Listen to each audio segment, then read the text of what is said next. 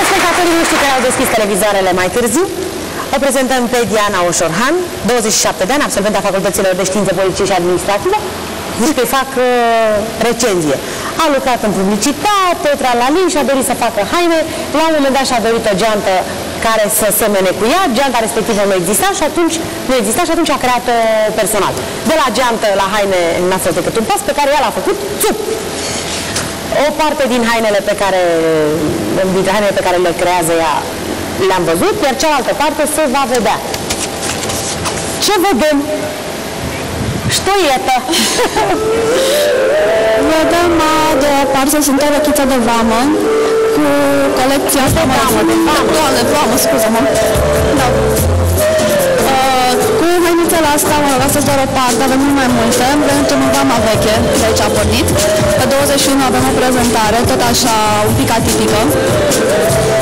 Vor fi mai multe fete, mai multe ținute, Dumnezeu știe ce o să iasă, dar sper că o să ne ajute Dumnezeu, ca de obicei. Scuzați-mă, eu sunt puțin mai bătrână și vreau să vă pun o întrebare tehnică. Lumea a început să se îmbrace în vamă?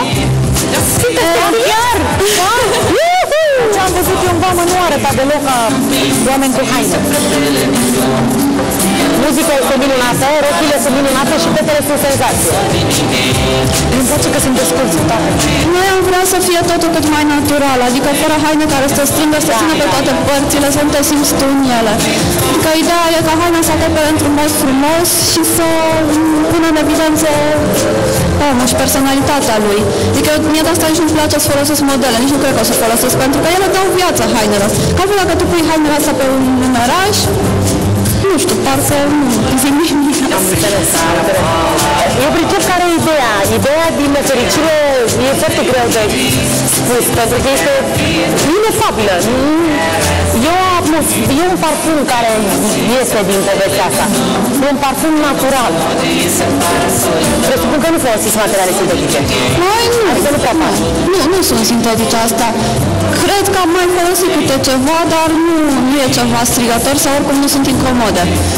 Nu prea îmi plac nici mie asta sintetice. Ce avem, în general, inuri bumbac și acum o să fac o colecție de rochii de mireasă. Sper să-mi iasă în ianuarie. Vreau să fac ceva deosebit, adică niște rochii romantice, un pic hippie din pânză topită. Am făcut rost de 100 de metri de pânză topită, sunt foarte fericită. Nu mai există de mult. Știi cât am căutat?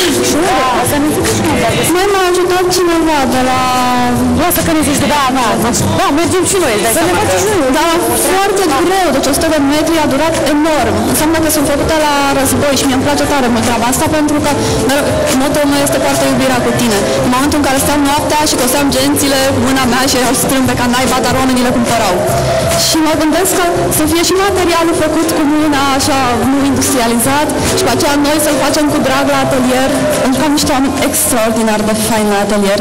Sunt o familie, Ana, Doru și Anișoara, pot să spun asta, nu? Doru m-a rugat să-i fac cu mâna. Să uite cu mâna! Doru? Da, mi-a spus de 5 ore asta. Unde e camera? Unde trebuie să mă uit? Doru? Deci, spune asta, toată lucrarea e foarte greu de explicat, pentru că ce ați văzut dumneavoastră la televizor nu prea e relevant. Vă spuneam, e o treabă pe care ar fi trebuit să fiți aici ca să vedeți, pentru că televizorul traduce imaginile într-un fel care este lui propriu. Televizorul face în așa fel încât lucruri urâte să fie frumoase, lucruri frumoase să fie urâte, oameni mișto să fie banali și oameni banali să pară senzație. Așa se întâmplă și astăzi, dar credeți-mă, face deplasarea să vedeți despre ce e vorba în propoziție. Trecem și la Diana Oprea, că dacă tot avem adunarea Dianelor. Diana campioana, fată frumoasă.